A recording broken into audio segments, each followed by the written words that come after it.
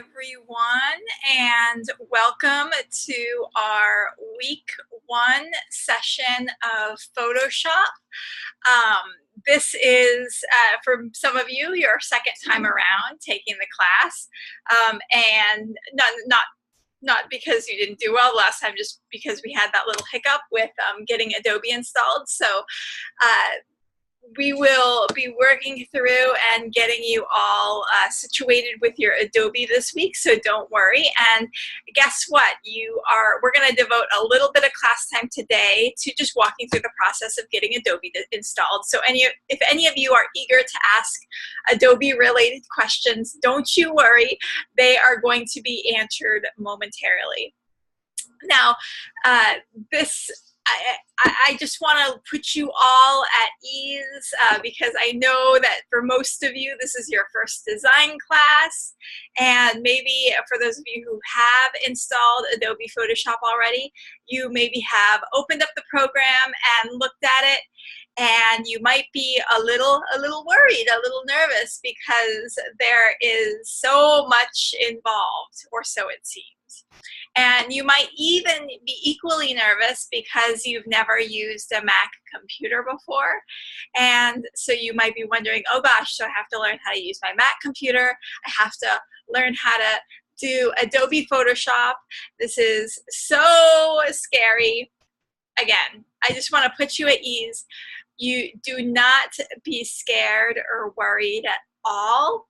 I have so much experience teaching this class. I've been teaching this course for going on 11 years, and the vast majority of my students end up not only passing the class, but getting a good grade on the class. And do know that I am going to do everything in my power to help ensure that you get the grade that you are after. And since you all are graphic designers and super passionate about graphic design and eager to go into a career related to graphic design, I want to make sure that you all, come out of here strong, come out of your first beginner design class with that A grade that you want.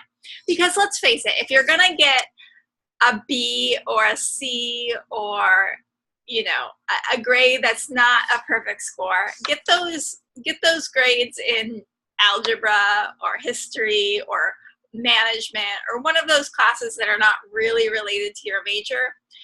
Your A's, you want to definitely get those A's in graphic design, right? Yeah, so, save your B's for sociology. Get A's in graphic design so that you can increase your chances of getting hired in graphic design, have awesome portfolio pieces, and be able to pay off your student loans, right? Because let's face it, school is expensive. So without further ado, I'm just going to give you a quick overview of what we're going to be learning today. I'm going to walk you through how to install Adobe Photoshop and the suite of programs. Then we are going to do our week 1 assignment, which is super easy. It will take you all of 5 minutes. Then we're going to do our week 1 assessment, which is also super easy. You're going to be doing kindergarten stuff. You're going to be coloring just like you did in kindergarten. So that's going to be fun and easy. And then you are all set to do your discussion board post, which also will be very uncomplicated. So I would say you'd be able to get all of your work done in a couple hours this week. I don't think you have to stress too much about it. And the other thing is, for those of you who were in my class last mod and then got booted out because of that issue with installing Photoshop and everything, I just want to reiterate, you are welcome to use any work that you completed last mod in this class. So if you had already finished your assignment and assessment and the discussion board post, no need to redo those all over again. Yikes. Just go ahead and submit what you submitted last time so that you can be ahead of the game. And hey, if you want, you can get started on your week 2 work this week. That would be awesome. Just to go ahead and watch the week 2 pre-recorded lecture, and you'll know everything that you need to know to get started on those assignments. So installing Photoshop, let's do this. Okay, so the first thing you guys got to do to install your Adobe Photoshop is go here to the IU Graphic Arts Community. IU Graphic Arts Community, okay?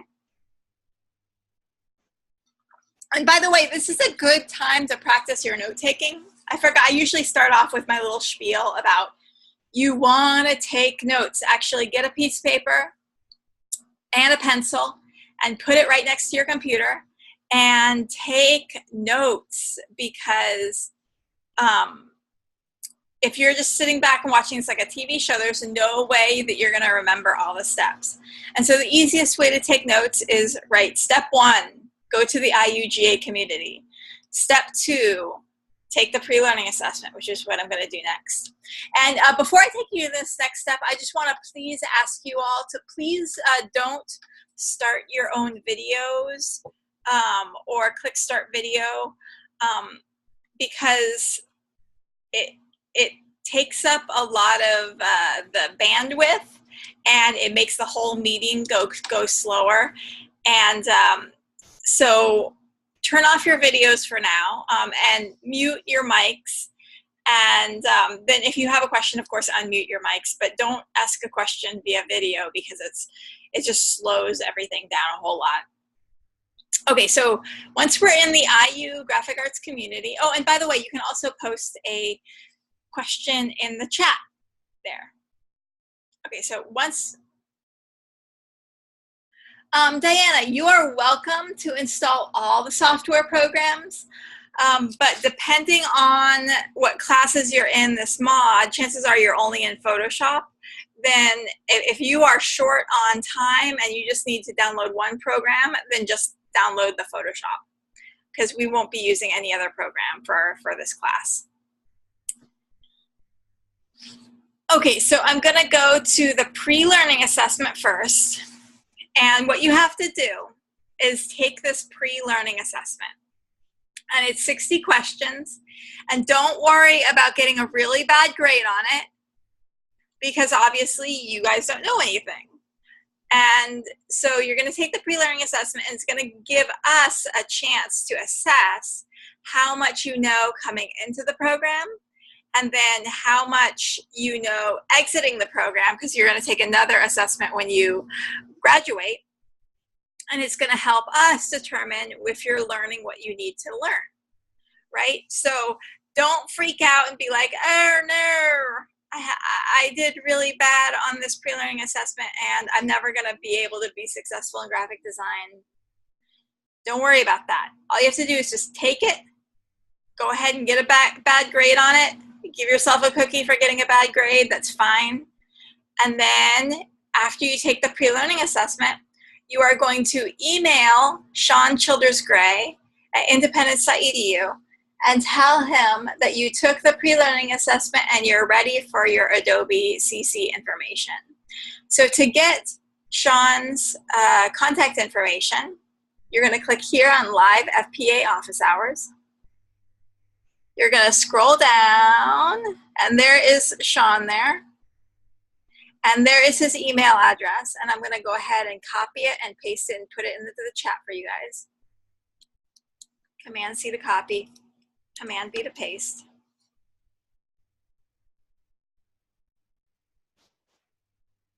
And then you will get an email back from him with what you need to do to install your Adobe.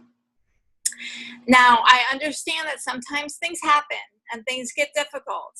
And one frequent thing that happens sometimes is Sean doesn't get back to you right away. And that's not because Sean doesn't like you or that Sean's being lazy or anything like that.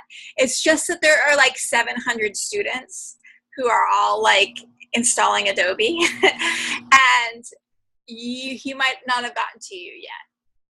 So, but also sometimes emails get overlooked. Sometimes you might be on the second page of emails and he might not see you. So do this. If 24 hours goes by and Sean has not emailed you, send another email. And I would recommend doing that. You know, make sure your email is polite. And make sure it's like, hey, just following up again. I just want to get this Adobe situation sorted out. If you could send me the information I need, that would be appreciated. And, you know, keep it polite and then just follow up every 24 hours until you get a response. Because if you email me saying, I've emailed Sean a bunch of times and I've never gotten any response from him, the first thing I'm going to ask you is, please forward me the emails that you sent to Sean. Because I can, on your forwarded emails, I can see if you spelled Sean's email address wrong. I can see if you are rude. And so, of course, he's not going to respond if you're rude. And or if it's unclear what exactly you were going after. The other thing is, yes, this has happened. I've had students tell me, I've emailed Sean a bunch of times and I've gotten no response. And surprise, surprise, those students actually hadn't emailed Sean a bunch of times. They were lying. And usually I can tell if you're a liar. So please don't lie to me. Email Sean, follow up every 24 hours. And hey, if you want, CC me on those emails to Sean, okay?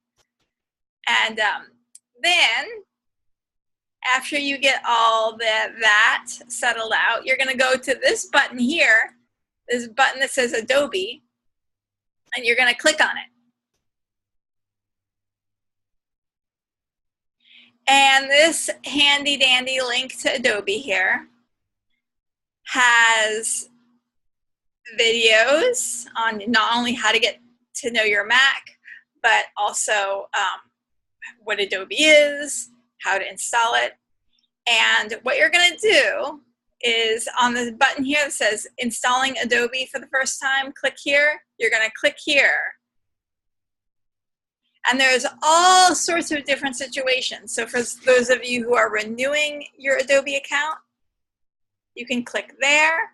If you're upgrading, you can click here. If you are having an issue where it's saying that you're a trial, you can click here. So everything that you need can all be sorted out here, okay? So that is the spiel on Adobe and getting it installed.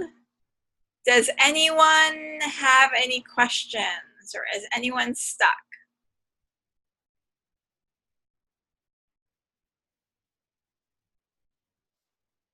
It says my Photoshop and some of my other programs, after I installed it, it says they can't initialize because I don't have enough storage space or something. I guess I got a lot of things on my computer.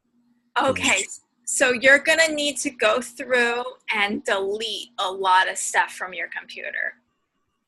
Or you'll need to buy a new computer. Really? But yeah, it's important to understand that the computers that you get from the school should be specifically for the school, for schoolwork. So everything that's not school related should be deleted and wiped from your computer. Like I tried to follow it in the tutorial yesterday, and it says could not initialize Photoshop because the scratch disk are full. And I don't know what that means. Okay, so what you'll do first is you will empty out your trash can. And if you want, you can go ahead and share your screen, and I can kind of walk you through how to do this. How do I do that? Just hit share? Just hit the share screen button right in the center. Okay. And then my desktop? And then click desktop, yeah.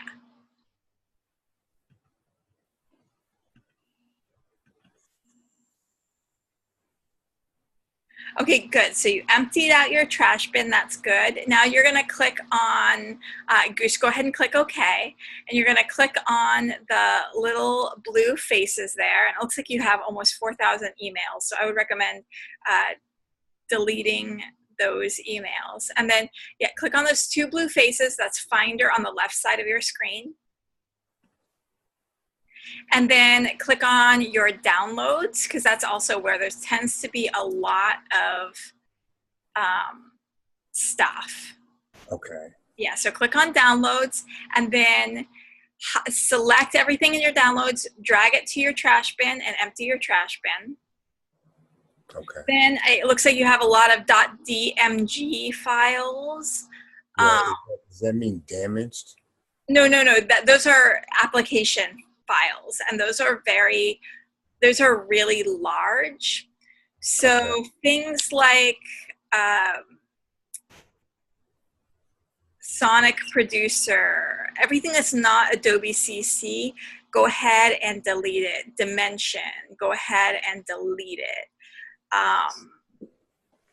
Those even like the Lightroom Classics, because that's off of, as far as I know. Another way that I found over the years is to actually create like a compressed zip file of all the items, and that'll actually take a lot of space out too. Okay, if you want to keep them, yeah, that's possible too. So Right. what you got to do is just, you got to delete a lot of programs off your computer, and a lot of unnecessary files. So like MOV files, MP4 files, all of those, just go ahead and delete them. Unnecessary, I see you have some tutorials, some MOV files there. Those are really big, so go ahead and delete those. And image files. And then, yeah, because your disk is almost full.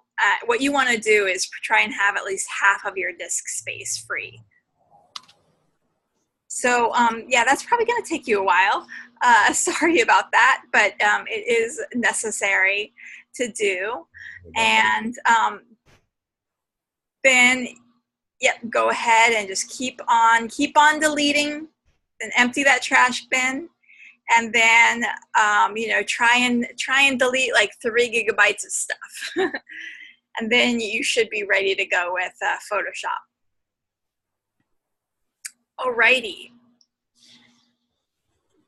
So this week we're going to learn how to make our first projects, and we are going to be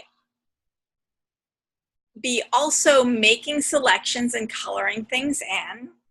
And then we're going to be talking about the 2 main types of image files, which are raster images and vector images.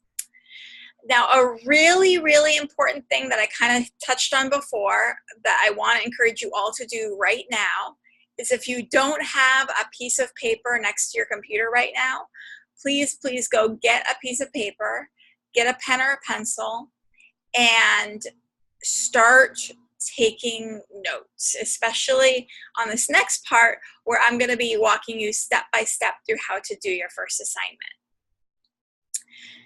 There's so many steps involved with Photoshop that if you think that you're going to just sit back and absorb it, I guarantee you, once you are done watching the class session and once you open up your Photoshop, you'll be like, wait, what do I do? And some students like to, type up their notes on Word. Please do not do that. Do not type up your notes on Word. The reason why is because studies have shown that when you physically hand write your notes on paper or pencil, the information will go into your brain. Whereas when you're typing it, your brain is figuring out how to type the words, and it's not like absorbing into your brain and into your subconscious. So please write your notes. And then another thing, I know we have a lot of devices. We have our phones, and now we're on a computer. So I know that some of you might be tempted to have this screen open and then also be browsing Twitter or Facebook or browsing the web or looking at Netflix at the same time. You guys, please, just for the next hour and a half, turn off all distractions, mute your phone and put it on the other side of the room.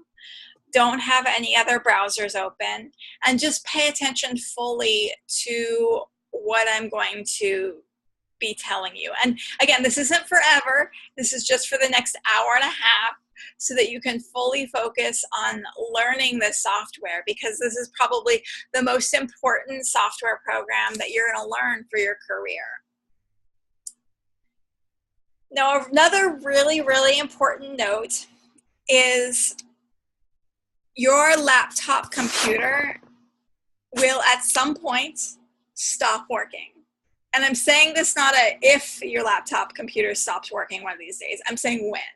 Because computers and all electronic devices are subject to being broken and subject to sometimes just not working anymore.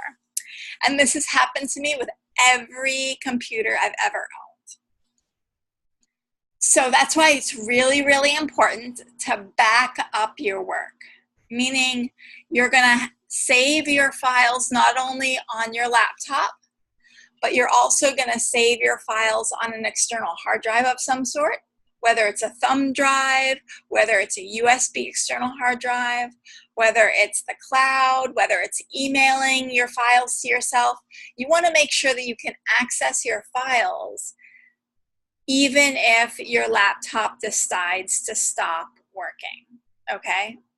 You need to, and that doesn't just mean moving your files onto an external hard drive and calling it good, because if your external hard drive stops working, then guess what? You're still out of luck because you don't have the files saved on your computer. So have the files saved on your computer, have the files saved on an external hard drive as well, and have the files saved on a cloud drive.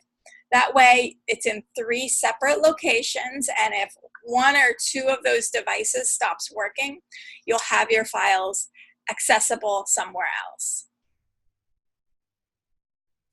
So my best strategy for success in this class is to please watch your weekly class sessions, both the pre-recorded lecture and the class session that's being held right now. Remember, these are always going to be recorded and always going to be posted on YouTube, so you can watch them again and again. But even knowing that you're going to be watching it again and again, please, please do take notes, because it's so much easier to just look at your piece of paper and then follow the steps rather than having to go to YouTube, open up the video again, go to just the right part where I show you how to do the thing, and then watch it over and over again. Okay, so please do take notes. And then if you're watching the recording, or if you're in class with me right now or whatever, and you have a question come up, email me immediately. Email me right away with questions, okay? That's what I'm here for. That's my job. And here's the thing. There are so many places for you to get help with your assignments. Not only can you get help from me by emailing me or texting me or calling me, but you can go to the multi-sessions, which are Tuesday and Wednesday, tomorrow and the day after tomorrow, at this very, very same time. And the multi-sessions are where I'm going to be here in the classroom. And I am going to be available for you. So you can come in and you can show me your work and get my feedback on it before you turn it in. You can have me walk with you through any issue that you're having with the software. And again, those are the exact same time as right now on Tuesday and Wednesday. Just come in to our live session link and I will be here for you. Another place to get one-on-one help is the Student Success Center, which is this button here on the front page of our classroom. The Student Success Center is where you can go to get one-on-one help with your homework, with your assignments, with Photoshop, 6 days a week, okay? Now, lastly, is it a good idea to email or call your professor on Friday night or Saturday saying, I don't understand the assignment, can you help me? Nope. No. I learned the hard way. Not a good strategy for success because, well, one, I am usually, you know, Friday at 5 rolls around, I'm not going to be around. You know, I'm enjoying my weekend. And same for Saturday, I'm enjoying my weekend. There are places that you can get help on Friday and Saturday, the Student Success Center. But you're not going to get an email response from me until Monday. And so take advantage of when I am available during the week. And, you know, come to my multi-session, send me an email, send me a text message throughout the week, and I will definitely get back to you. And that's why it's a really good idea to just get in the habit of turning your weekly work in like well before Saturday. Like just get in the habit of turning your work in on Friday or turning it in on Thursday. Because week 4 rolls around, and let's say you've put it off to the last minute and you decided to get started with your assignment on Saturday night. Well, what if you have a computer issue? What if your internet is slow in uploading your files? Remember, week 4 is a hard deadline. That means there's no way that you're going to be able to turn in anything past midnight week 4. So if you waited to the last minute, you might be out of luck and lose out on 185 points, which is the difference between an A and a C.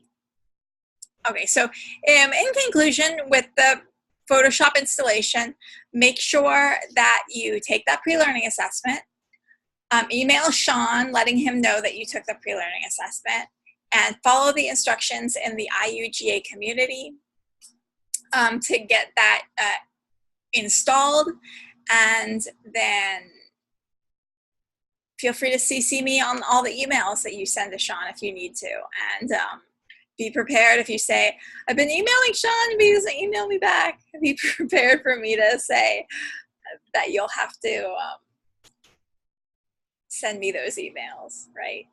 Because I want to believe you, but I've been burned in the past by students who tell me that they've emailed Sean and then Sean's like, nope, that student never emailed me.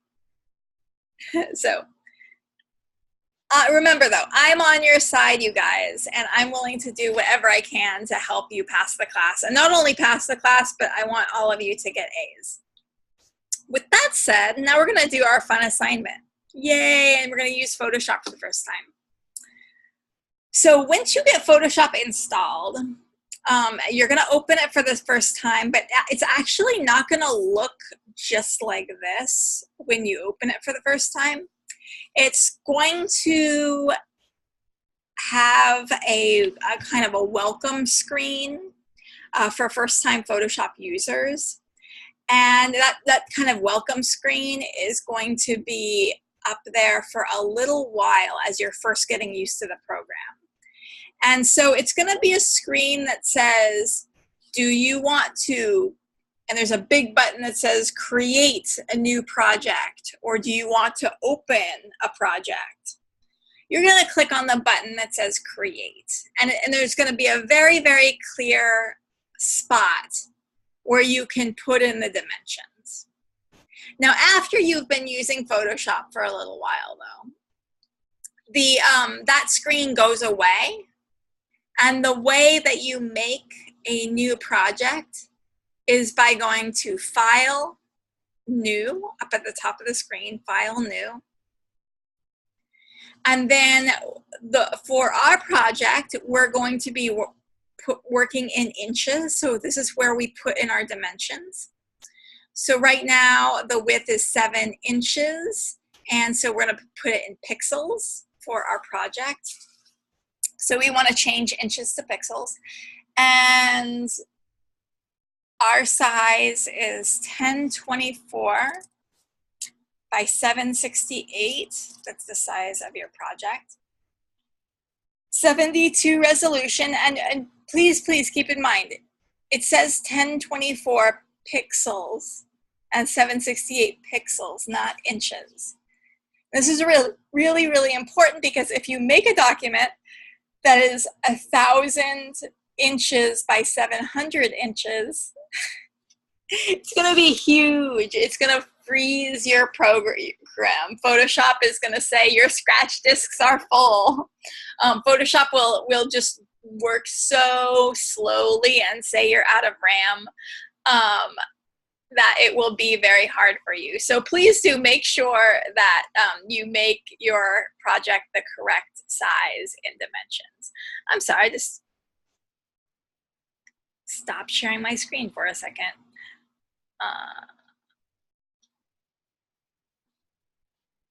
I just saw a chat. Perfect. Okay, so we are 1024 by 768. Oh, Jamon, have you been able to make 1,000-inch Photoshop document? Well, I salute you. Because if I tried to make a document that was 1,000 inches, my little laptop would probably like start sparking and smoking. And no, actually it would just freeze, and I just wouldn't be able to do anything after that. Oh, good, perfect. So I'm glad you have a really high-powered computer. I'm using the same computer that you all have, though, but it's a little older, I think, than your guys' computers. But it works fine, you know. It does what you need to do, and that's what's important. And I've never had any problem getting my freelance work done on it. So you don't need to have anything fancy to be successful as a graphic designer, that's for sure. Okay, so I've made my document, and let's look at our little workspace. So Wamen, your Photoshop is not working right now? Are you still deleting stuff? It's Wayman. Oh, Wayman, I'm so sorry. It's okay. No, I've deleted everything I've deleted. Should I just go and try to reinstall it? I really don't know. Let's see what happens if you just go ahead and share your screen. What happens if you just like trying to open Photoshop without reinstalling it?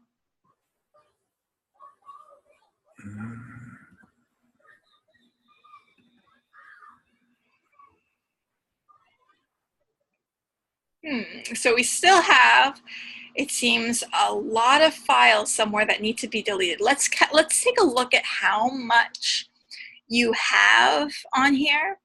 So if you go up to the Apple logo at the top left of your screen, oh no, go back to, yeah, and you're going to click on System Preferences. And we are going to go to, let's see, actually, let's X out of there, click the red dot. Let's go to Finder instead. So go to your Finder, and we are going to click on, okay, hold down the Control button and click on Wayman's MacBook Pro. See where it says Devices, and then click Get Info. And we need to figure out where we need to go to see how much space we have left. So we're gonna X out of that window there. Let's see, where is this gonna be on yours? We could also try going to, let's see. Sorry, people. Yeah, I'm sorry. I'm trying to figure out where on yours is going to be the where it tells you how much disk space you have. Oh, I can tell you that one. Okay, where is it? Go over to the left side on the bar where it says all your files and stuff and go to this PC. It'll show both your hard drives. So what, right here? Oh, wait, you're on the Mac? Oh, go up to the top left on the Apple. Yeah. Go to about this PC, about this Mac, I believe.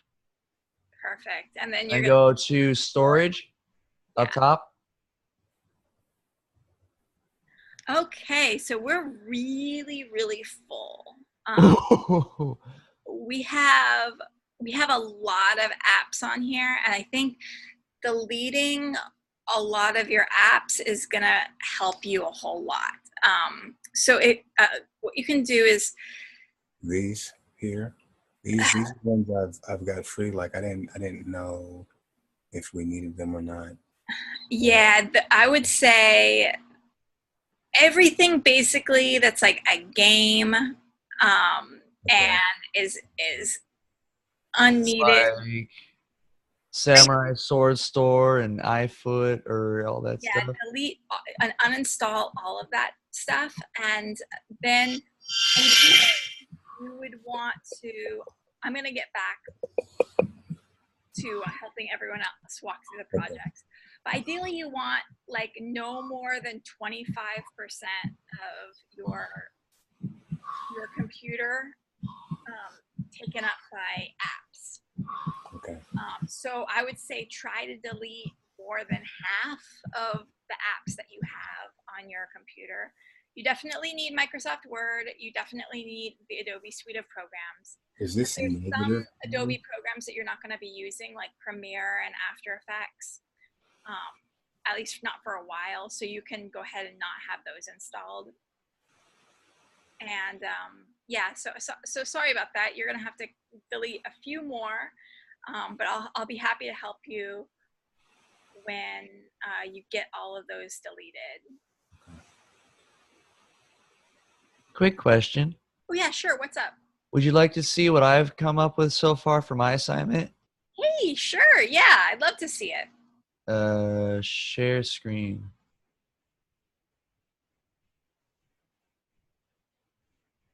So this is what I have so far. This is perfect. So the assignment requires 3 shape layers, and you definitely have that. You have your polygon, you have your rounded rectangle, you have your ellipse, and then you have your custom shape, and you have your background color. So if you were to turn it in just like this, I already did. Perfect. Actually, you not only turn this in just like this, but also submit. I already did that. And the PSD. You're PSD and JPEG? Yeah. Awesome sauce. Thank you so much for being a great student and being an inspiration to the rest of the class. Now, you guys, I know many of you haven't gotten started on this yet, and so that is what I'm going to devote our class time to today, is walking you through how to get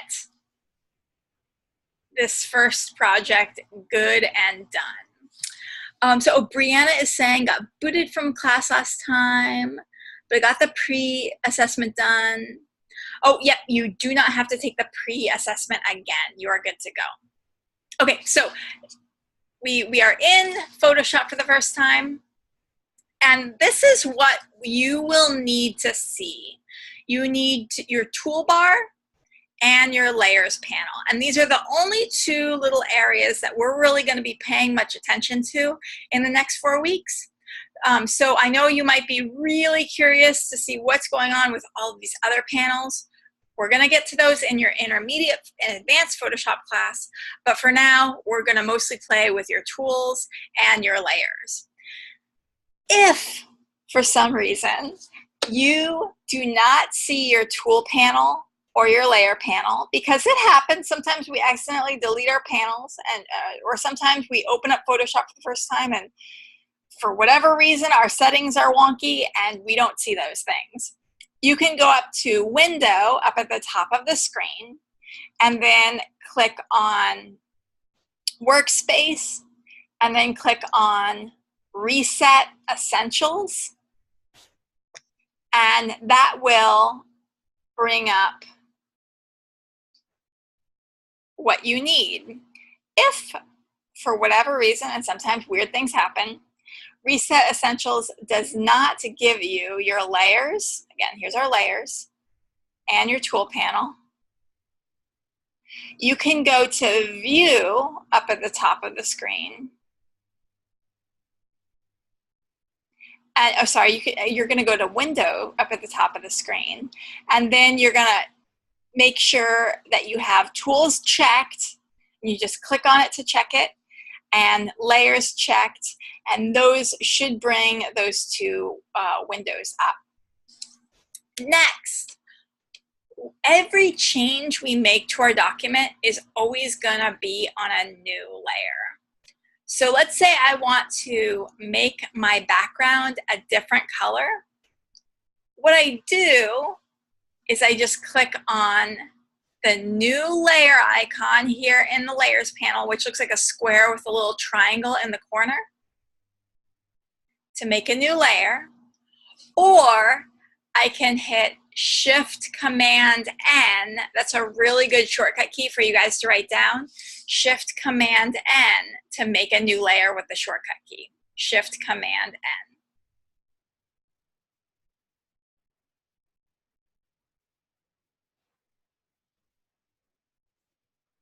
Next, I am going to use something called the Paint Bucket tool to color in my background a different color.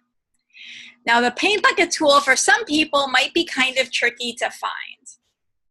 It's located on the same button as the gradient tool. So if your Photoshop has been defaulted to start off with just the gradient tool showing, which looks like a square that's dark on one side and gradually gets lighter on the other side, you might be going, I don't know, I don't see my Paint Bucket tool. Why does my Photoshop look different from your Photoshop? Oh no, I'm gonna freak out. The gradient tool and the Paint Bucket tool are roommates together. And this is a really important concept to understand if you're using Photoshop for the first time, is different tools live together on the same button. So for instance, if you want to use the healing brush tool, it's on the same button as the spot healing tool, and you simply have to click and hold the spot healing tool to bring up the healing brush or the patch tool. So same for the paint bucket. If we want to get to the paint bucket, we have to click and hold on the gradient tool, and there's the paint bucket. Now right now, my paint bucket is selected, and I have white as my foreground color swatch.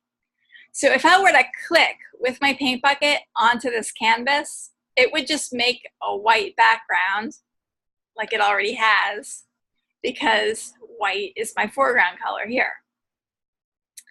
I want to select a different color so that I can change my background color to something other than white. So what I'm going to do is I'm going to click on this little square here that's already white. And you guys, please don't start your video. I'm going to click on this little square that's already white, and I can click any color I want from my color picker here. So I can pick kind of a dark red. I can click on the blue here, and I can change this color to blue. I can click on the green here, change this color to green. As a little tip when you're designing and you're choosing a background color, either choose a color that's way down here at the bottom or way up here at the top. Never choose the background color that's in between, because it ends up making it really hard to put text on that's easy to read, right? So you can have dark blue with light blue text, light blue background with dark blue text, but it's really hard to have like blue background with like green text because it's hard to read. Okay, so I have a dark blue color clicked, and I can click on my background, and now I have a dark blue background.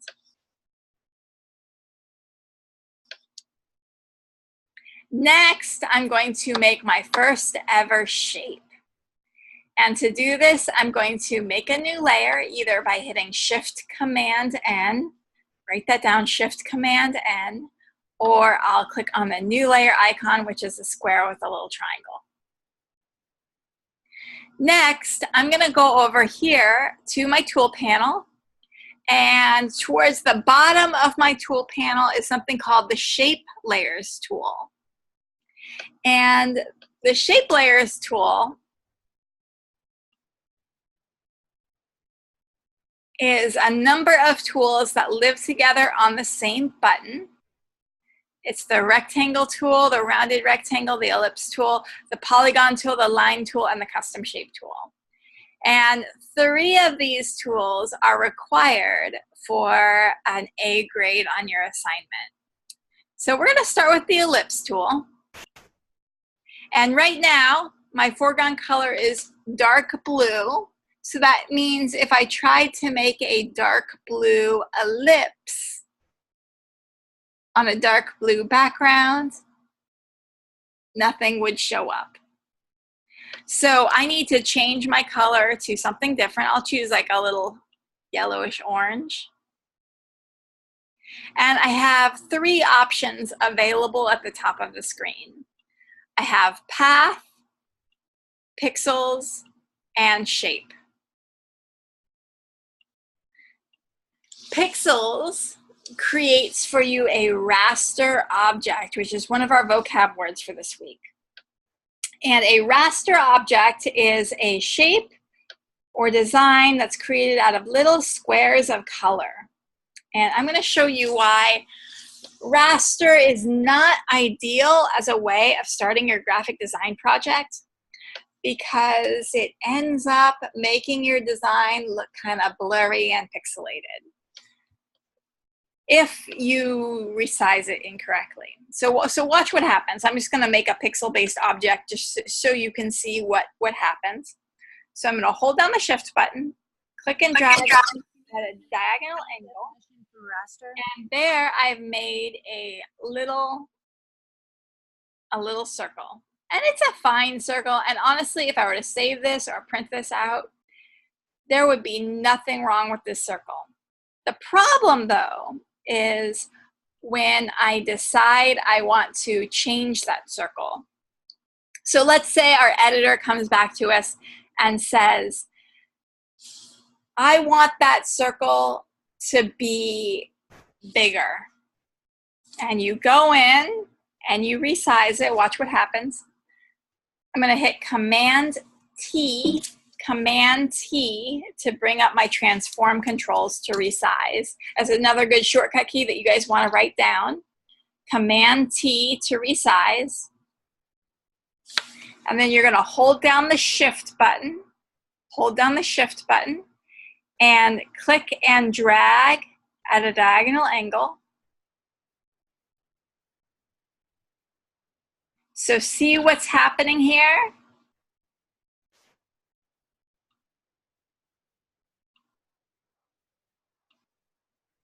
As I increase the size of this raster object, it becomes blurry and pixelated. Now I'm going to enter a return to place it. And if we were to print that out or save it or put it up on a website, it would look really bad, okay? So raster objects are made out of little squares of color. And if you resize it, make it bigger, it's going to look blurry and pixelated. Whereas vector objects, which is the shape option, can easily be resized. So the pixels option is raster, hard to resize and not recommended. The shape option creates a vector, which can be easily resized. Now let's draw something with the shape. So already things are starting to look a little bit different with the shape option, because we have this fill and this stroke up at the top of the screen right next to it. Fill is the color that you put inside the circle. So I'm going to click on fill, which right now is white with a red line through it, meaning there's nothing there. And I'm going to click on this yellow color I had selected earlier. And then stroke is the outline that goes around the object. And I'm going to turn that off for now and put the stroke down to 0. And we'll play with that later. Now watch this. I'm going to draw a vector shape, which is going to be different than the raster shape. So I'm going to hold down the Shift button, click and drag at a diagonal angle.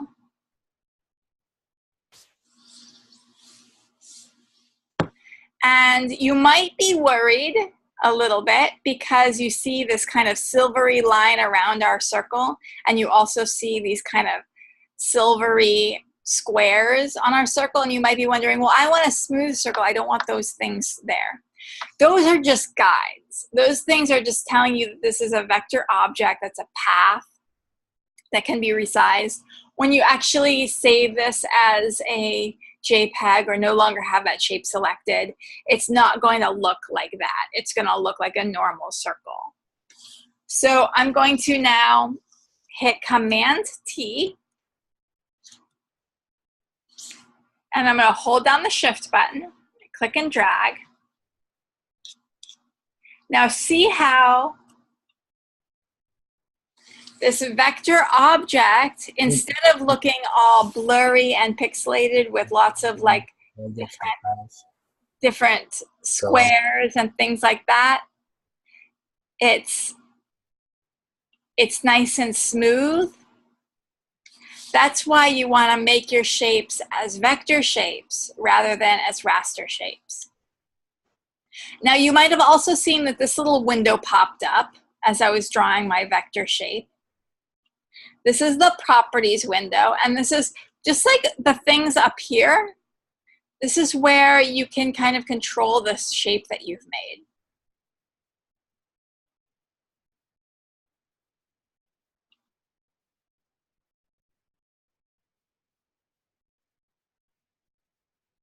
Now, I'm going to show you all the cool things that your vector shape can do. So remember how I said you can put like a little outline around it?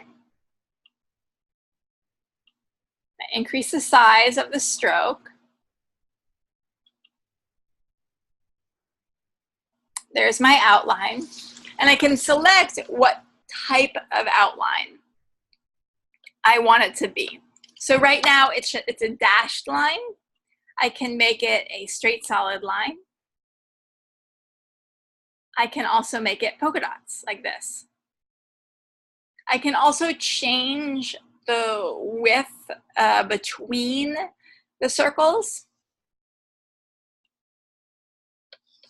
I can type 1 for gap and make them really, really close together like this. 1.5, right? I can also change the quality of the dash, right? So I can make the dashes kind of like that if I wanted to.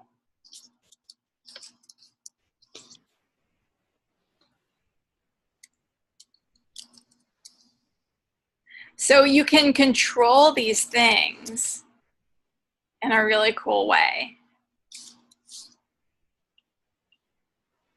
And you can also control the placement of your stroke. So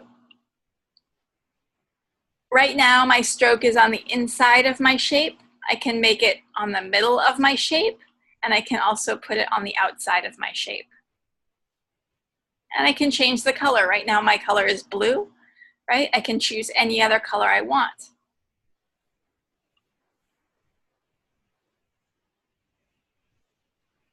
Now I am going to make a new layer, and we're going to learn about the other shape options that we have to play with for this assignment.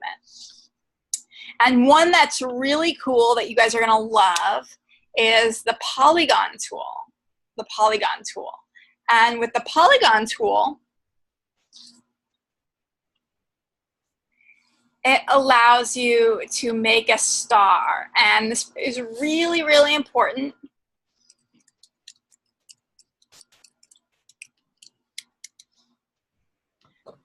It's really important that you pay attention to this next part because there's a few steps involved, but students will always ask me, hey, can you do that again? So instead of me having to do it over and over again, just pay attention. You guys are going to like this. So I'm going to go to this little gear icon here. First, I'm going to select the polygon tool, which is, again, roommates with the ellipse tool. So you just click on the ellipse tool, and then the polygon tool pops up, and then you just click on it.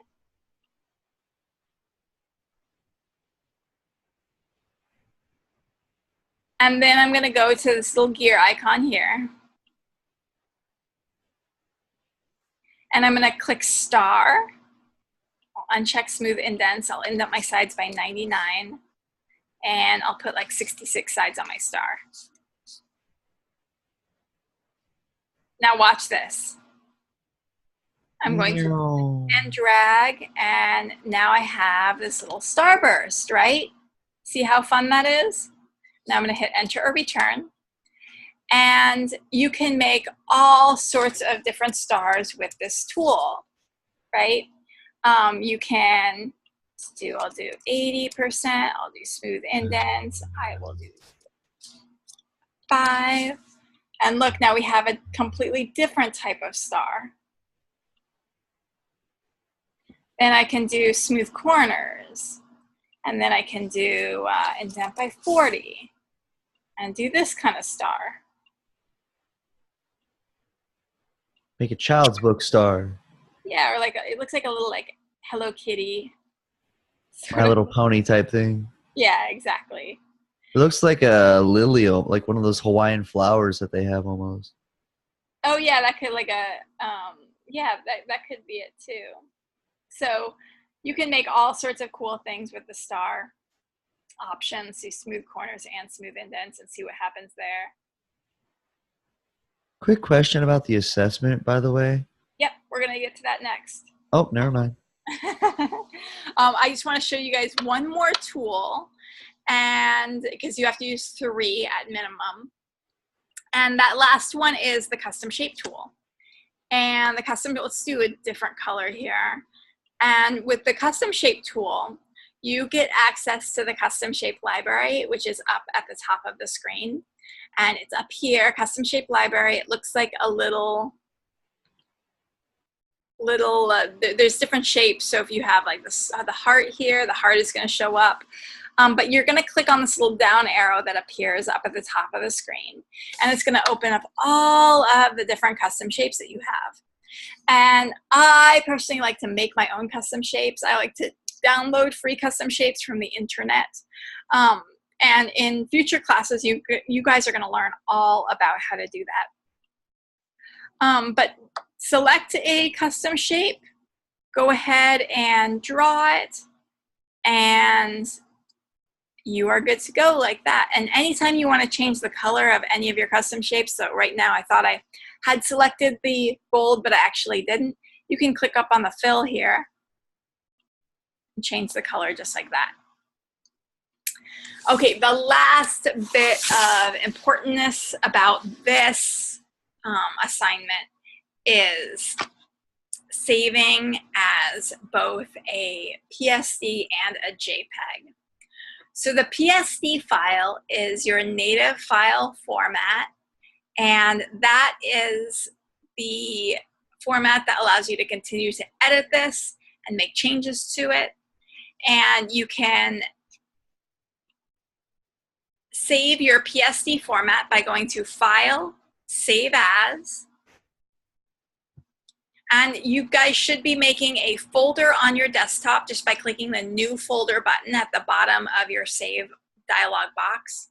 And we're going to call this DES104 Schoolwork. All your schoolwork for this class is going to go in that folder. And then we are going to name this file DES104 underscore week1 underscore your name assignment.psd. And it should say format Photoshop down here. Layers should be checked. .psd should be the extension. There should never be any spaces or weird characters in a file name. And then you're going to hit enter or return. And the only period in a file name should be right before the file extension. Period PSD, period JPEG. If you have periods throughout your file name, it's going to corrupt the file and make it hard to open. Next, we're going to save the JPEG, which is another requirement of this assignment. You're going to be turning in the PSD and the JPEG. So to save the JPEG, you're going to go to File, Export, Save for Web. File, Export, Save for Web.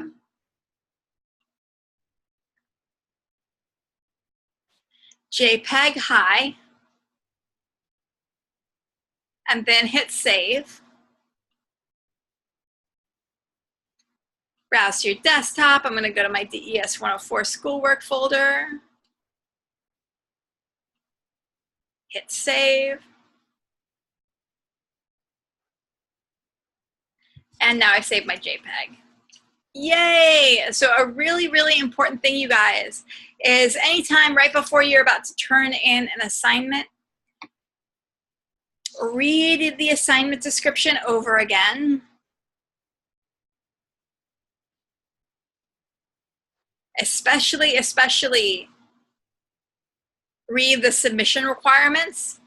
See, it's asking you to save your file as a PSD and then save it as a JPEG.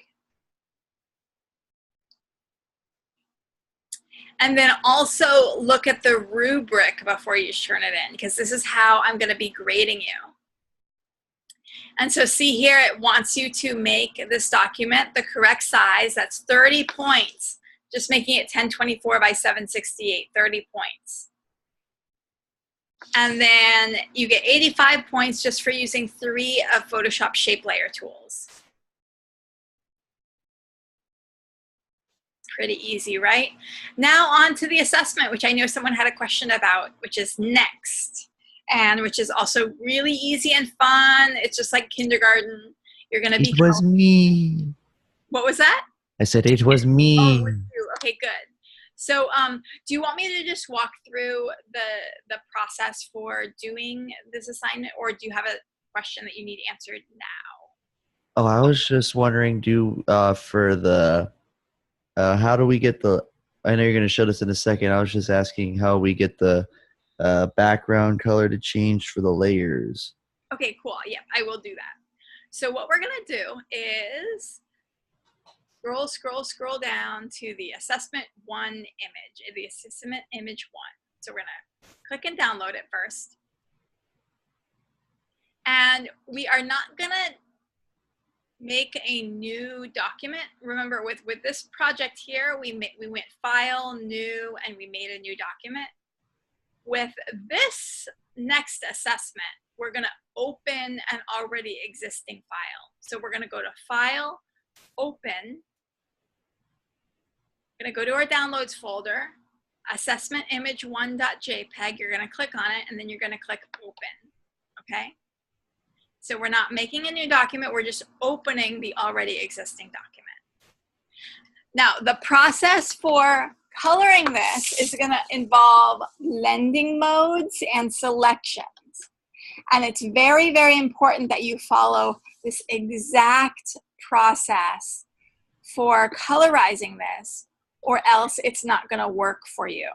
Okay? So get out that piece of paper, get out that pen or that pencil, and be prepared to follow these steps, okay? So step 1 is we have to double click on the background layer. So here's our layers panel. Here it says background. You're gonna double click on that, click, click. It's gonna ask you new layer. You're gonna say okay. And see, now that background is unlocked. So I can put that on top of things, underneath things, I can move it around. So next thing we have to do is make a new layer.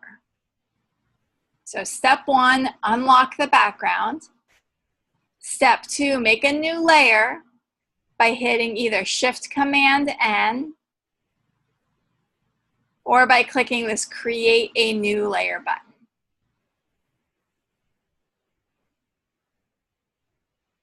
Okay, step 2 is make a new layer. Step 3, we're going to drag layer 1 underneath layer 0. Drag layer 1 underneath layer 0. Okay. So step 1 was double click on the background layer to unlock it. Step 2 was make a new layer. Step 3 was bring the new layer underneath layer 0. Now I'm going to color in layer 1, all one solid color, by going to the paint bucket tool, making sure layer 1 is selected. See how layer 1 is selected and it's blue? Yes. And then I'm going to click on the background. Oh no, you don't see anything. And the reason why you don't see that yellow color is because layer 1 is opaque, meaning the white is like as white as a piece of paper, right? So we want to turn that white invisible. And the way we do that is with a blending mode. So I'm going to click on layer 0, and I know it's clicked because it's blue. And I'm going to go up here to this drop-down menu that says normal. And I'm going to click on that word normal, and I'm going to change it to multiply. Ta-da! And we are almost done with our project now. It's really, really important now that we lock this top layer, this layer 0, because if we accidentally color on it, it's going to bum us out really bad. So I'm going to click on the little lock button, and that locked layer 0, so I'm not going to accidentally color on it. And a really important thing when you're working in animation or working in graphic design in general is you want to keep everything on separate layers so that you can easily change the color of things and move things around and redo things, because people are always going to tell you they want changes. And if you accidentally do something dumb, like I have done before, and color on your line art, then when someone's like, oh, I want that change, you're like, it's going to take me longer instead of just being able to change it in 2 seconds. So what we're going to do next is we're going to make this is like our base color layer, like our background color for layer 1. We're going to make a second layer that's going to be like the color of the individual pieces. And so I'm going to click on layer 1, and then I'm going to make a new layer.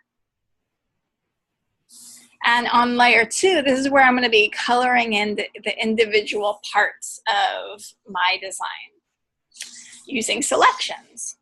Okay, so selections are the way that we will be able to color inside the lines without things looking all messy and, you know, preschooly. We're going to make things look nice and clean and neat. So the first step to making a selection is to go back on layer 0, because layer 0 is the only place where we can make the selection, because layer 0 has the lines.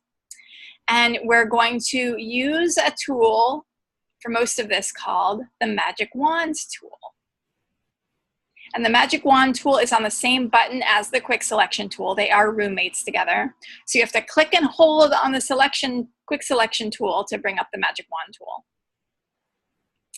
Now you have a number of options up at the top of the screen. If you just see one box by itself and you have that selected, that means you can select one section of the artwork. And then anytime you try and make a new selection, it doesn't keep the original selection, which is fine, but just kind of annoying. If you want to be able to continue clicking and selecting multiple parts of your picture, you can click on the 2 boxes that are linked together. And that way I can go around and I can select multiple things, and then I'll be able to color them all in at once. Wait, what was the command for that you said? There's the shortcut key is actually Shift, but if you don't feel like using the shortcut key and you just want to do it the long way, if you click the two boxes that are linked together up at the top of your screen, Okay. that's the add to selection option. That works too. Awesome. Thank So you. I can just go around and I can select multiple parts of my picture. And then, see, let's click a few more of these. And now I'm ready to color those things in. I'll go back to layer 2. I'm going to change my color to something different. Let's do kind of a bluish. And then I'm going to go to my paint bucket tool. And this is really important. Make sure contiguous is not checked. And then I was able to color in all those at once. Okay. Ooh. Now, let's say I no longer want that selection anymore because I want to select new parts of my design. This is a very, very important shortcut key. Command D, write that down, guys. Command D allows you to deselect, and deselect means it's no longer selected anymore. Now I'm ready to select different parts of my drawing, so I can go up to layer 0. I can get my magic wand tool again, and I can click, click, click, click my way around and select all sorts of things.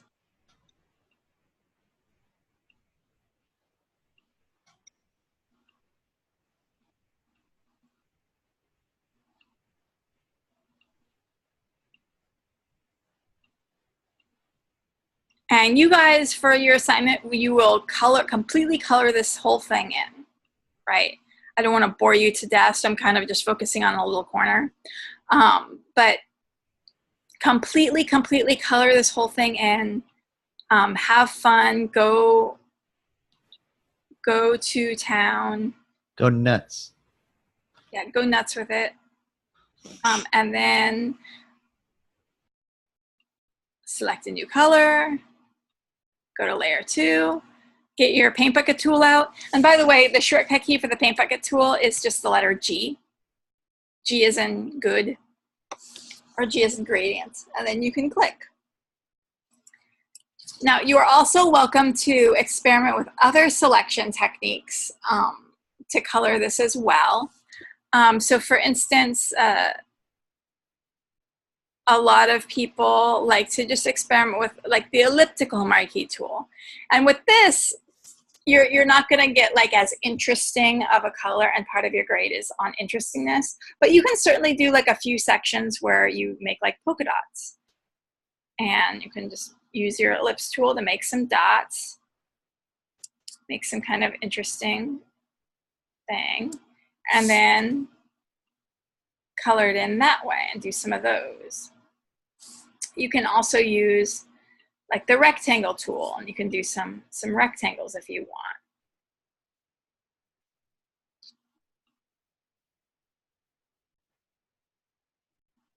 And do something a little bit arty. And I'm gonna hit I for the eyedropper to select some of this light blue, and then go like that. And in my pre-recorded video, I go over a lot of different selection techniques that you can use to color this in. Some other ones include the quick selection tool, which lets you paint in whole areas, which might be useful for you if you want to like really get like this whole area in. And what I'm just doing with the quick selection tool is just kind of painting. It's probably going to need a little cleanup after. And then you have to, it gets mad when you accidentally click on the lock layer. You can go to layer 2 and do something like that. So that's the quick selection tool. See, not quite as precise as the magic wand tool. And you can also use like the polygon lasso tool, which makes straight edges. And so you can play with doing something like this.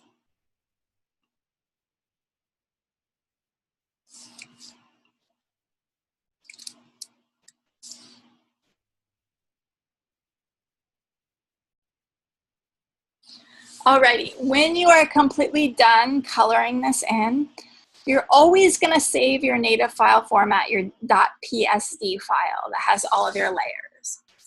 But for submission, you're going to be turning in the JPEG. Okay, so first step, save the PSD file. We're not going to be turning it in, but we are going to be saving it.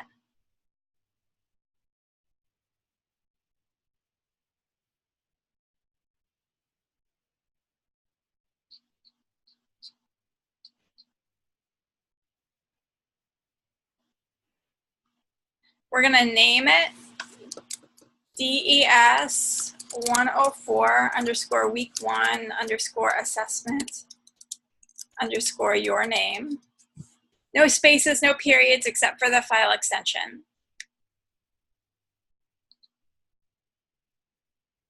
And then we're also going to save the JPEG by going to File, Export, Save for Web, and the JPEG is what we're going to be turning in.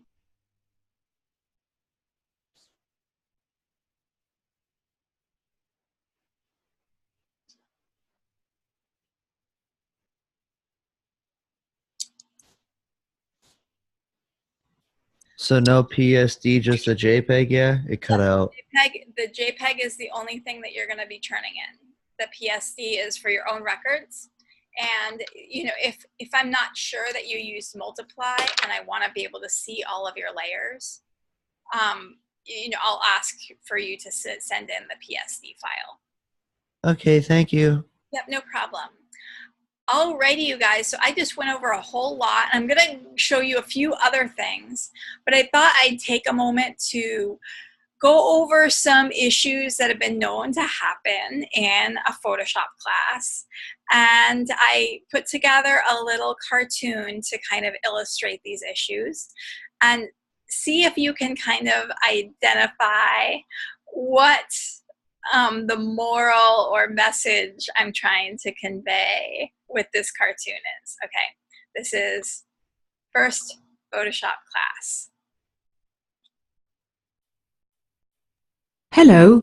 I noticed that the file you submitted for your Photoshop homework was a 500 megabit PSD document. Due to the fact that it will take me about 3 hours to download a file that big and I have 120 other students to grade, would you mind submitting a small JPEG file under 500 kilobits in addition to your PSD document? How do I make a JPEG file? I have explained how to do this in both the lectures and in the video I made entitled Step-by-Step Instructions on How to Do Your Photoshop Homework.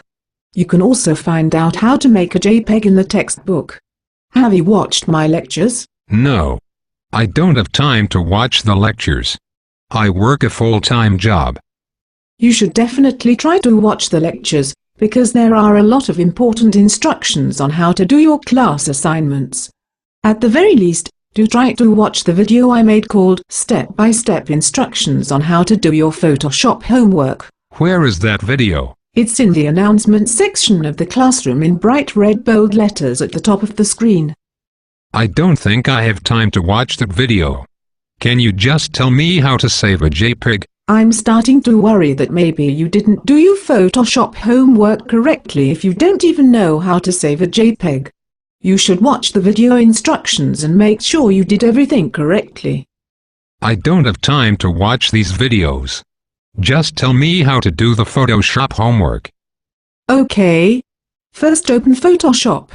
Then, go to File, New, and make a document that is 8 by 10 and 72 dpi in RGB mode. Whoa.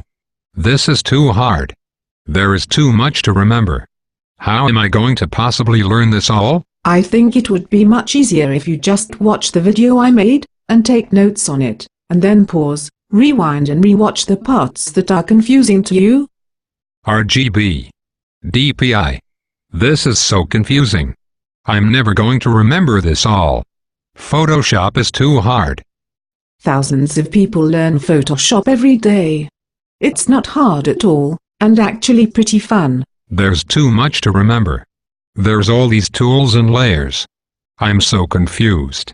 I couldn't learn this online. I'm taking Illustrator at the same time. This is too hard. I've taught hundreds of students Photoshop online. They all had to learn Illustrator at the same time. Most of them passed both classes and most of those got A's. I know you can as well. I have a job and a family. I need to spend time with my family. Most students taking online classes have jobs and families. They have succeeded and you can too. School is taking too much time away from my family. My family comes first. Lots of students at this school work jobs and have families. My kid has the flu. I need to take care of him. If you were sick, would you expect your kid to ignore his or her schoolwork to take care of you? If you work hard in this class and get good grades, you'll be able to get a good job and send your kid to college one day. Don't you want your kid to see how important school is, and how making excuses only ends up costing more money and time in the long run? I'm not making excuses. Photoshop is too hard. I'm too old to learn new things. I'm never going to get this. Most my students are older. Sure, the first week of class is always a little difficult, but everyone usually catches on as long as they do the reading, watch the lectures, videos, and email me if they have questions. Maybe I should take this class on campus instead of online. In many ways, learning online is easier, because you can rewatch the lectures as many times as you want. You have immediate access to a tutor several times a week, and you can call or email me anytime if you need help. This is too hard. I keep making mistakes. Maybe I should switch to another school. I know it seems difficult. But if you quit now, you won't get to find out how fun Photoshop can be and how. I do hope you will watch the lectures and videos and then visit tutoring or call me if you need help. This is only the first week. Don't quit now.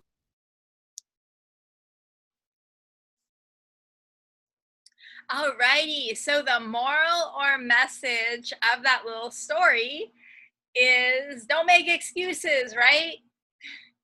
We have, at the beginning of this lecture, I gave you guys all of the resources for Student Success Center, my multi-sessions, my email, obviously these recorded class sessions. You know, when I was in school, it was a brick and mortar on campus class with 200 students in it. So the teacher didn't really teach one-on-one how to use the software or anything like that. You were expected to just kind of learn the software on your own, and the class was more about teaching theory and looking at things that were good and things that were not good, and you were kind of on your own. With this, you guys have my one-on-one attention. You have the recorded class session, so even if you missed something while you were taking your notes, you can just watch the session again and then make sure to check your notes and take it again and write it down again. So please do take advantage of all these resources and understand it's my goal for all of you guys to get a good grade. So never hesitate to come to me if you need anything. I wanted to, since I had a little more time, I wanted to show you guys how to make some really cool effects using the layer styles in Photoshop. So if you double click on one of these shapes that you made, and notice I'm double clicking in the blank blue area of the layer. I'm not clicking on the layer name or the layer thumbnail. I'm just clicking on this kind of blue area. It brings up this layer styles menu. And this layer styles menu does all sorts of things. I'm trying to move it into a place where Does all the goodies. yeah, exactly. So if you go over here to, I'm trying to think of something that will be really cool. We'll do a little, why do we have 50 gradient overlays showing up? That actually should be There should be an outer glow there, but I just had a little software glitch where now we have 5 gradient overlays. What about a pattern overlay? Pattern overlay would look good too. That's what that looks like. Isn't that fancy? I wanted to show you guys the outer glow, but look at this gradient overlay. This is not how it will really look on your end. This is a weird, funny software glitch that just happened where we have 5 gradient overlays. Welcome to the Matrix. I know, exactly. So if you go to Bevel and Emboss as well, you can get some really cool things, and you can increase the depth so it can kind of look more 3-dimensional. And so you can make stuff look like that. So see, that little moon is now 3-dimensional. So go ahead and play with your layer styles. There's a lot of fun things to do in there. And then another really cool thing that you can play with is adjustment layers. And we're going to spend a lot of time and next week learning about adjustment layers and doing fun things with them. But one that I really love is called hue saturation. And you can get to hue saturation by clicking on this little circle here that's light on one side, dark on the other. You click on that, and then you go to hue saturation, which is right here.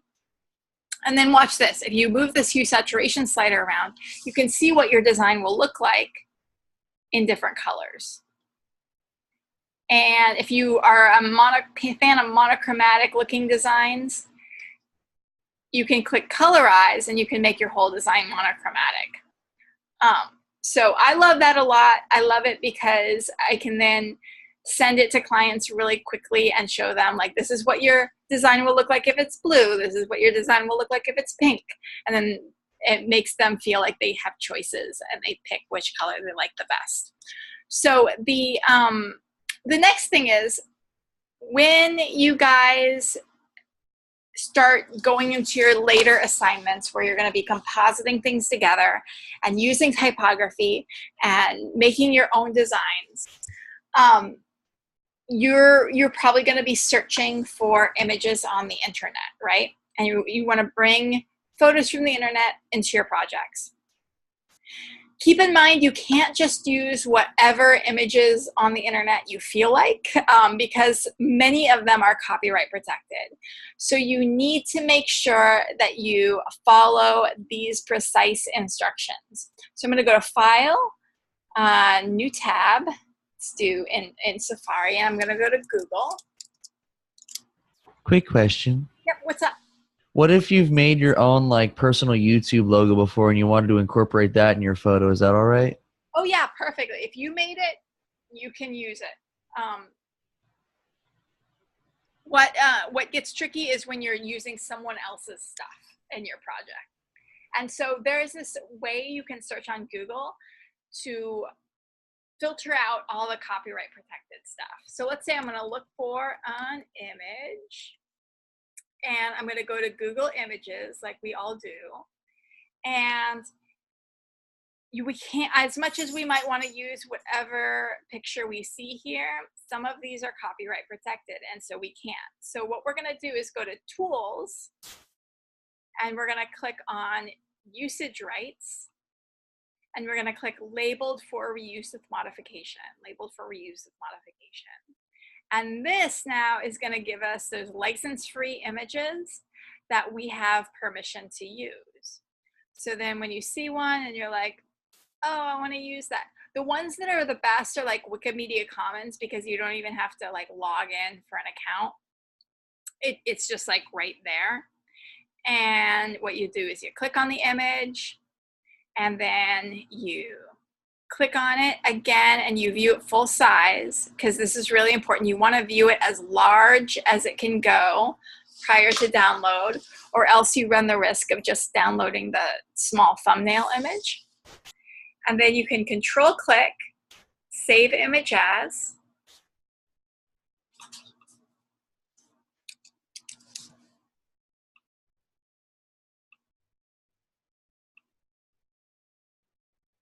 And then you can bring it into your project.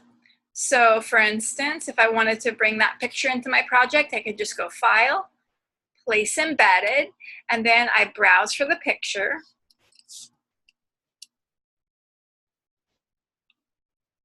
And then I hit place. And then there he is in my project. Now in week 3, you're gonna learn an advanced technique for cutting things out of their background called masking. And if you feel like, just for this week 1 project, you feel like just diving in and trying out some masking, by all means feel free, but it's not required. To cut out that background, what you do is you go to this little button down here, which is called the Add Layer Mask icon. It's a square with a circle inside of it. You can click on it. You can go to your brush tool, and I want to make sure that my brush is nice and big. And every time you paint with black, it erases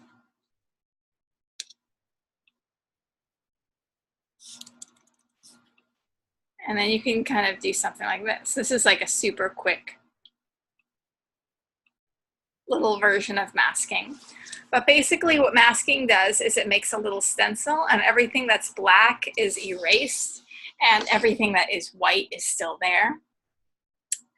So you can paint directly on a photo and bring parts of it back, or erase parts of it, depending on whether you're painting with black or white. And don't worry if that totally confuses you and you're like, wait, what? What did you just do? Because we're going to go in depth on that in week 3. So that said, oh, question? Oh yeah, I had a quick question. For the masking tool, are you right-clicking to bring stuff back, or are you left-clicking? Oh, or no, there... I am hitting the letter X. So right now, black is my foreground color. So every time I paint with black, it erases. And then if I want to bring something back, I hit the letter X, and now I'm painting with white. And oh, so it's kind of like an opposite color type thing? Exactly. So everything that is black is erased, and everything that is white is still there. Oh, that's coolio. Yeah. So we're going to do a lot of fun things with that in week 3. Oh, by the way, are we able to take personal photos? Because I actually finished my painting in my room and it's green screen green. Oh yeah, totally. Feel free. I just, especially when we get to our later projects, I just want to encourage you guys to make sure that you have your photos in focus if you choose to use your own photos, and they're nice and high resolution, because sometimes students submit blurry photos that are low resolution and it ends up looking bad. Cool. Awesome, thank you. Yep, no problem. So that said, so common issues why someone might earn a not so good grade on their Photoshop homework. I put together a little cartoon that goes over these issues, and there's 4 main reasons why students end up learning and earning a not so good grade. See if you can identify what those 4 reasons are. Why did I get such a low grade on my Photoshop homework? Did you see the feedback I wrote for you in the grad book? There was no feedback. Yes, there was. If you click on the score you received, a window will open up showing you the feedback I wrote on your assignment. Let me explain the 3 things you did incorrectly on this assignment. 1. The image you used in your design was copyright protected and illegal to use. No, it wasn't. I found it for free while searching on Google. Yes, that's the problem. In my lectures and in the classroom I have stated repeatedly that Google is not a stock photography company. The images you find on Google are copyright protected. They belong to the artists and photographers who made them, and you don't have permission to use them. So how am I going to get permission to use that image? Contact the photographer. That's a lot of work. You can do that. But I would suggest instead of using copyright protected images found on Google, you visit a free stock exchange website and use free stock photos for your class assignments. Which websites are stock photo websites? Again, I've provided this information numerous times in the lectures and in the classroom. But okay, one stock photography website is Stock Exchange. You can just Google Stock Exchange and then it's the first website that comes up that's not related to the stock market. The URL is isxc.hu. How do I download images from Stock Exchange? You have to register for a free account. And then you click on the thumbnail image and the photo will open in a large window. Next, click and drag the large photo to your desktop. Wait a minute. This cute image of a bunny has a watermark over it. How do I get that watermark off the image? Not all the stock photos on Stock Exchange are free. You have to pay for some. But I don't want to pay. I know. That's why you should only use the free images. Those are the ones that don't have watermarks on them. Can't I just use the clone stamp tool to get rid of the watermark? No. Trying to use an image that you didn't pay for is stealing and it would earn you a poor grade. So what else did I do wrong on my assignment? Your design has numerous spelling, grammatical, punctuation and capitalization errors. I thought this was a Photoshop class, not an English class. It is, but if you expect to get work as a professional designer, you need to make sure that your designs have no mistakes in them whatsoever. If you design for a client and give them a product with a bunch of typos on it, you will never get work from that client ever again. But I want to work for a big design firm. At big companies, they have people who check for mistakes. Yes, and if the people who check for mistakes see you making mistakes like this, you will be fired. What was the last thing I did wrong? One of the images in your design is very blurry and pixelated. It looks like it was originally a small image that you sized to make bigger and it became pixelated in the process. Yes, I needed a picture of a house. The only picture I could find was small, so it had to be resized. Are you telling me that you couldn't find a photo of a house that was larger than 2000 pixels? That's right. The only pictures of houses that I could find were small. In the future, if you ever can't find an image that is high resolution and you can't photograph your own image, then you need to change your concept. Pixelated images are unacceptable. You need to make sure that your design looks clean and professional so that you can use it in your professional portfolio. Can't I redo my assignment?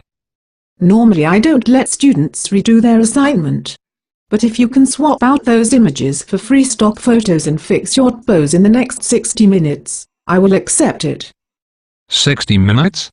How can I erase and clone stamp out all my typos and photos in 60 minutes? Are you telling me that your photos and texts are all merged together and you didn't save your separate layers? Merged? No. Of course not. I don't know how to merge. I made my design all on the background layer. From the very beginning of class, I have stressed the importance of keeping each of your elements on separate layers. You need to use non-destructive editing techniques so that you have the most flexibility in your revisions. I don't have time to make new layers.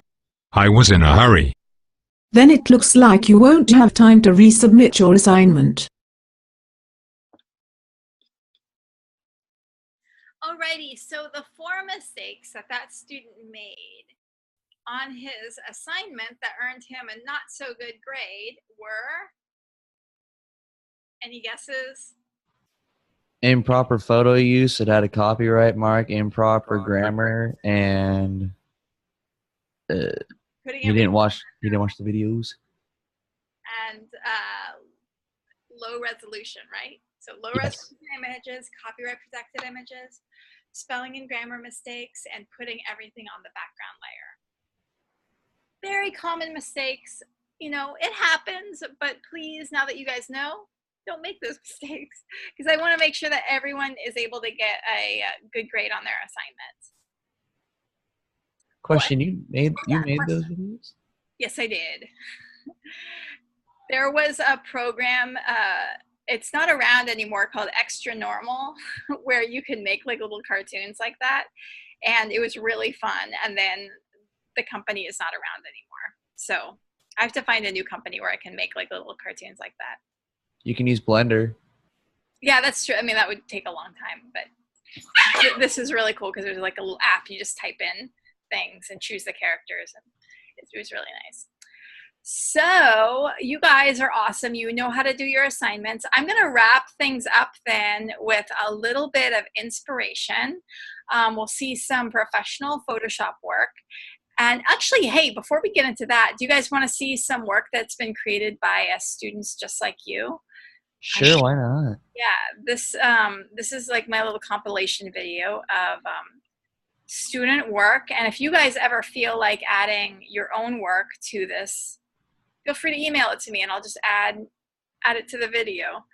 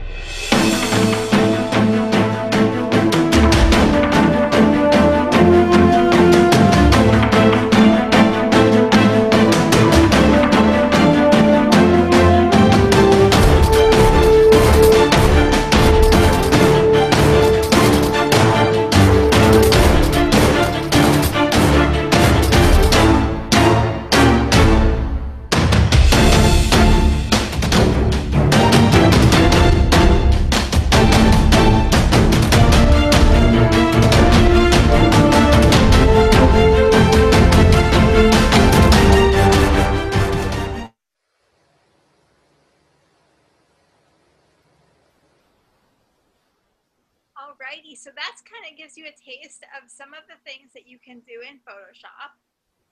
And I hope that gets your creative juices flowing. And I hope you all are like really excited to dive in and start making some custom shapes and putting together your projects, because I know you guys are going to do awesome. Does anyone have any questions?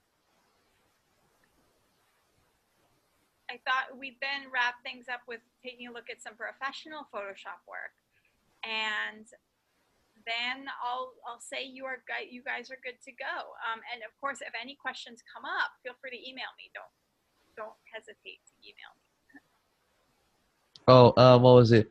This is more kind of a quote unquote joke, but does that 1 hour limit apply to us too? The 1 hour. Oh, I've done that before, where a student says like, can I resubmit an assignment? Usually when I'm teaching an on-campus class, and I'm like, well, if you can get it done in the next hour, I'll accept it.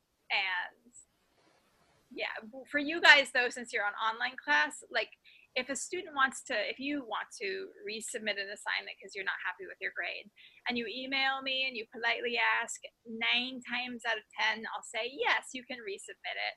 And usually I'll say something like, resubmit it by Wednesday or resubmit it by Friday or whatever. Cool. Oh, one last quick question. Off the top of your head, how many students do you actually currently have in your classes right now that you have to like look over and grade and teach and all that such? 63 in my 2 Photoshop classes, and then I think 20 in another class and 27 in another class. So math that, a little over 100. That's almost the size. That's about the size of my marching band in high school. Yeah. Luckily, I'm not grading English papers. I'm just looking at people's Photoshop projects and Thank God. Grading 100 English papers does not sound like a good time. That's for sure. Yeah, that's what I was kind of upset about last when I got switched out. I was like, no. And it took me a week and a bit because my schedule's so tight. It took me 2 weeks to catch up in sociology. I'm like, how dare these people? Oh, I'm sorry. Yeah, that was a really big mess that has never really happened. I mean, I got over an 80% in the class, so that was good. So yeah, as long as you got a good grade, that's great. And hopefully, you have some week 1 work that you can submit for this class. And yeah, so you're behind in that class, you can be ahead in this class. So heck yeah. I already got my assignment turned in. I'm gonna be working on my assessment tomorrow once I get off work. Perfect. And tomorrow's payday. Woo! Perfect. Well, let's take a look at some inspiring Photoshop work.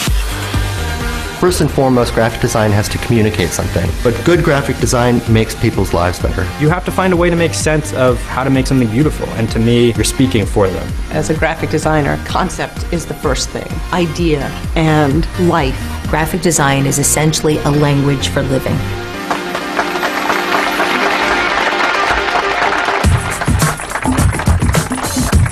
Graphic design is about using words and images to convey a message.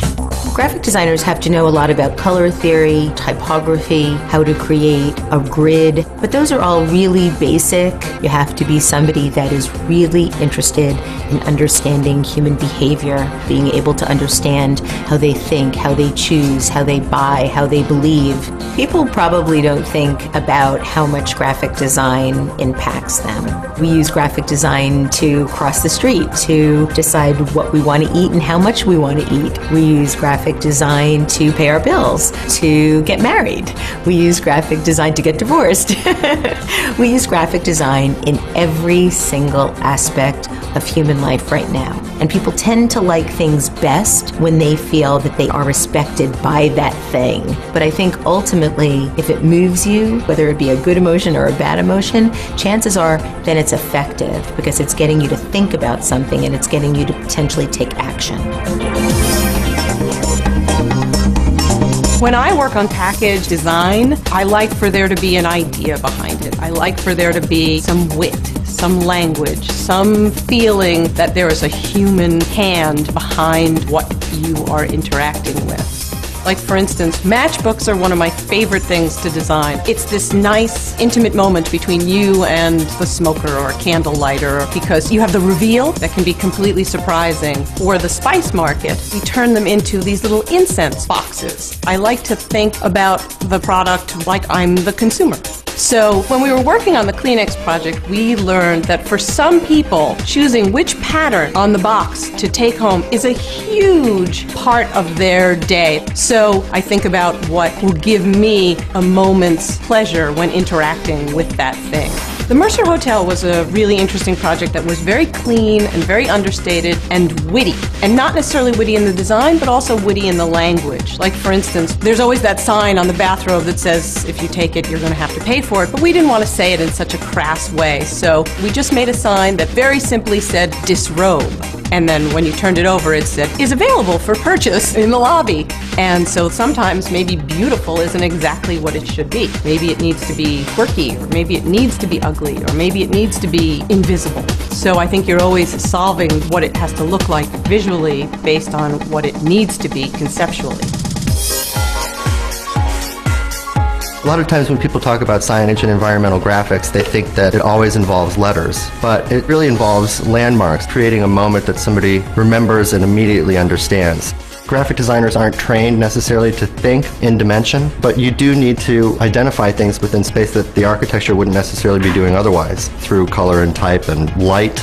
Working on the signage for Bloomberg's offices, they wanted people to use the stairs. We thought, if people are intended to use this space, why don't we at least make it interesting to use? If you can make the space interesting, people will want to be there. It really involves creating a moment that somebody remembers and immediately understands. Bridge designs or decorations that we had proposed for the city of Pittsburgh, and our proposal was to essentially make those moments special moments. So it could just be a paint job, or it could be using light in a certain way to highlight that feature as a gateway to the north side. Every building has a timeline of your experience with it. What's the cover of this book? And then how does that play out as one navigates through the space where your mind actually solves a problem? So there's a process of discovery there. Should you judge a book by its cover? I would really like to say yes, but I think that there's a lot of really good books out there that don't have good covers. My guiding philosophy in design is forever going to change, I think. You have to understand the responsibility you have in terms of there's someone at the end of the line there that actually cares about what you're doing, and you have to give it a voice.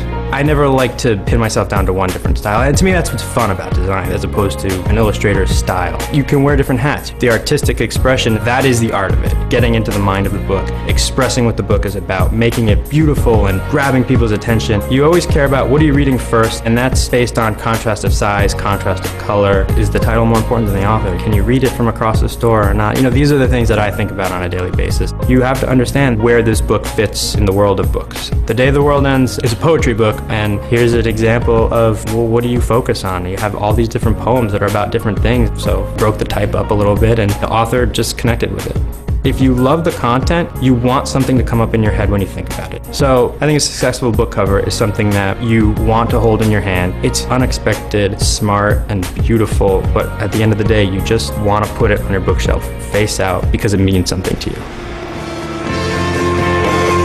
We use graphic design now in many ways to convey who we are as people, to define affiliations, to signal beliefs. If you can contribute to making people's lives a little bit better and elevating the general level of design, then why not? If you know how you want to make them feel, that's the most important thing. You just want to make something memorable. I say, do what you think is right and interesting and smart, and then worry about what the survey says.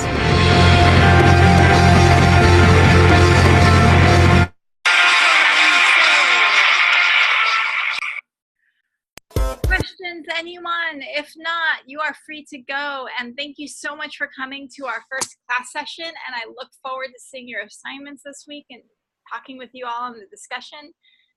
As always, reach out anytime you have any questions.